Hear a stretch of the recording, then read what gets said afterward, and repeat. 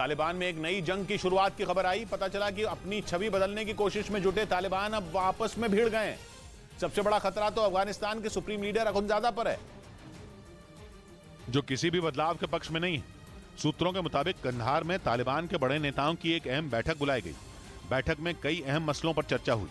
बैठक का एजेंडा यह था कि महिलाओं को ज्यादा अधिकार दिए जाएं, साथ ही कुछ बंदिशें कम करके उदारवादी बना जाए और देश चलाने के लिए एक संविधान लिखवाया जाए।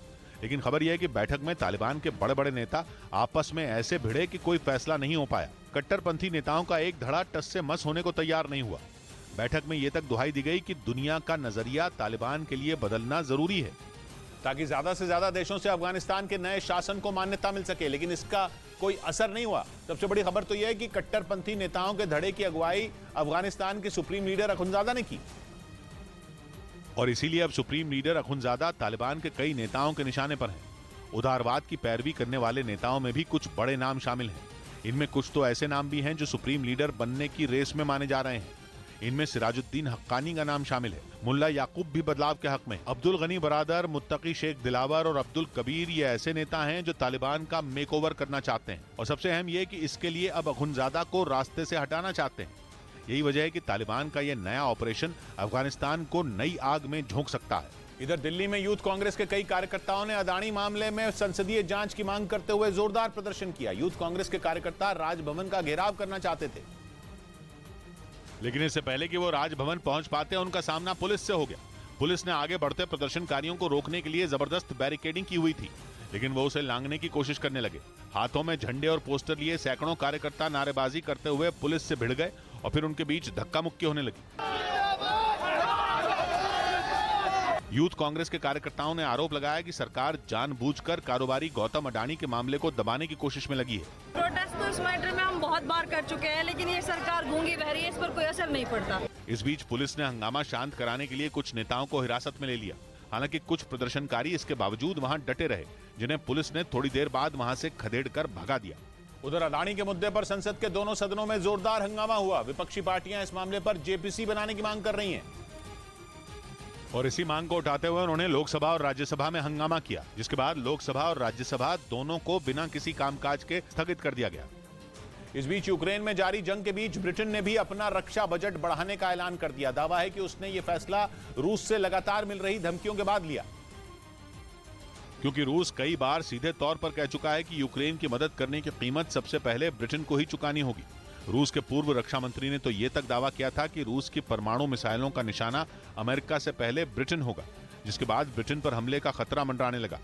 माना जा रहा है कि इसी वजह से ब्रिटेन ने अचानक अपने रक्षा बजट में $6 बिलियन यानी भारतीय रुपयों में करीब 50,000 करोड़ रुपए का इजाफा करने का ऐलान कर दिया। ब्रिटेन के प्रधानमंत्री ऋषि सुनक ने दावा किया कि अगले 2 सालों में ब्रिटेन कई घातक हथियार खरीदेगा।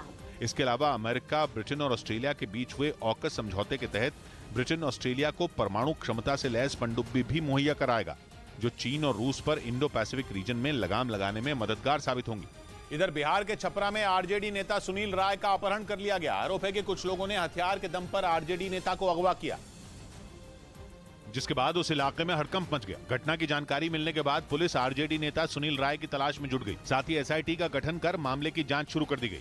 उधर पाकिस्तान में 2 जगह जनगणना करने गई टीमों पर आतंकियों ने हमला कर दिया, जिसमें 2 पुलिसकर्मियों की मौत हो गई, जबकि टीम के कई सदस्य घायल बताए गए। पाकिस्तान के खैबर पख्तूनख्वा में 2 अलग अलग जगह जनगणना करने गई टीम को निशाना बनाया गया। आतंकियों की ताबड़तोड़ फायरिंग में 2 पुलिस वालों की मौत हो गई।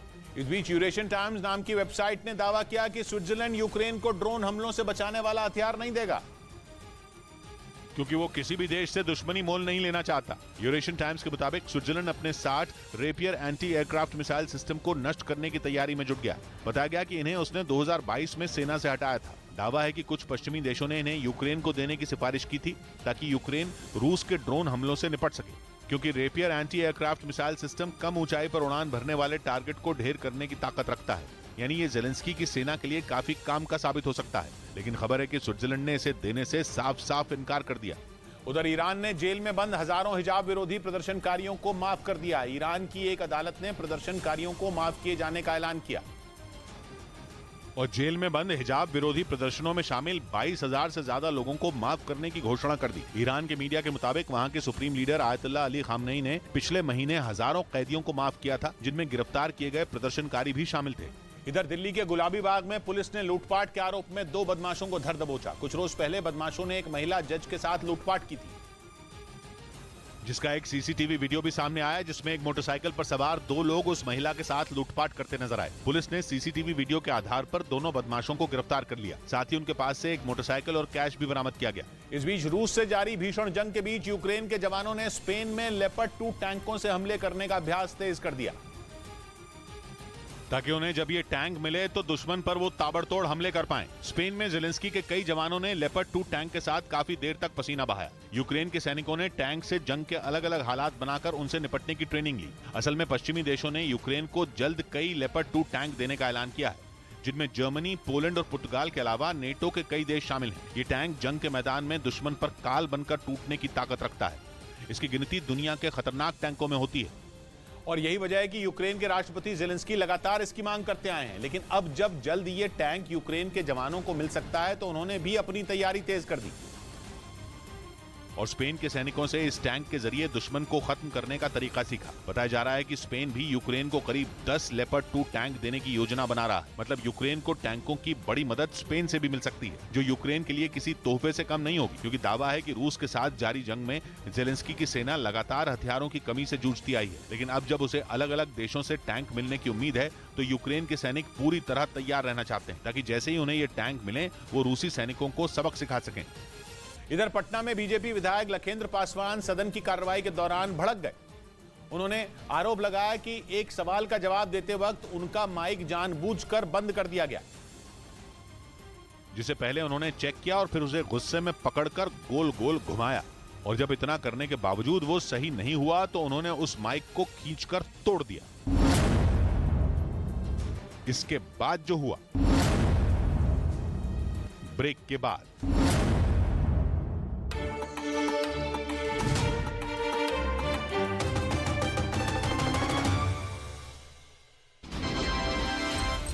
रेलवे, अर्थव्यवस्था ट्रैक पर है या सोशल मीडिया प्लेटफॉर्म, चाय की या एड्रेसेस की दुकान, पार्क का बेंच या डिनर टेबल, कुछ नहीं पता। यहाँ बहस कहीं भी छिड़ जाती है लेकिन नतीजे तक पहुँचती है सिर्फ देश के उस मंच पर जहाँ सबसे बड़ी हस्तियाँ रखती हैं अपना नजरिया। न्यूज 18 चौपाल, न्यूज 18 इंडिया पर। वहां के बेलग्राद में तो कई बार इतने भीषण धमाके हुए कि पूरा रूस ही दहल गया। यूक्रेन की सीमा से महज 50 किलोमीटर दूर मौजूद रूस के बेलग्राद शहर में तेल डिपो और हथियारों के गोदाम पर वार किया गया था, क्योंकि पश्चिमी रूस के कुर्स्क इलाके में हमला बोलकर एक छोटे पावर स्टेशन को उड़ा दिया गया था। कहा जा रहा है कि रूस के कई शहरों पर हुए हमलों के पीछे यूक्रेन का ही हाथ था, जिसके बाद पुतिन को राजधानी मॉस्को पर भी खतरा मंडराता नजर आया, जिसे सुरक्षित करने के लिए उन्होंने वहां एयर डिफेंस सिस्टम तैनात करने शुरू कर दिए। और अब खबर है कि उन्होंने मॉस्को में एक साथ 5 जगहों पर एयर डिफेंस सिस्टम तैनात कर दिए। इससे पहले पुतिन कुल 7 एयर डिफेंस सिस्टम मॉस्को के अलग अलग इलाकों में तैनात कर चुके हैं, क्योंकि उन्हें मॉस्को पर हमले का डर सताने लगा था। फरवरी के महीने में ही रूस के एक ऐसे शहर पर वार हुआ था जो मॉस्को के बेहद करीब था। तब ड्रोन से रूस के कोलोमना शहर पर हमला किया गया था। हालांकि ड्रोन हमले से पहले ही गिरकर नष्ट हो गया था, लेकिन कोलोमना शहर तक ड्रोन के पहुंच जाने ने पुतिन की चिंता बढ़ा दी थी, क्योंकि कोलोमना शहर रूस की राजधानी मॉस्को से बस 109 किलोमीटर दूर है। और राजधानी के इतने पास दुश्मन का ड्रोन आने से पुतिन की नींद उड़ गई। वो पहले ही अपने घर को सुरक्षित करने के लिए डिफेंस सिस्टम तैनात कर चुके थे, जबकि उन्होंने मॉस्को के दूसरे हिस्सों में 6 और डिफेंस सिस्टम सुरक्षा के लिए मैदान में उतार दिए थे, ताकि आसमान से होने वाले किसी भी हमले को नाकाम किया जा सके।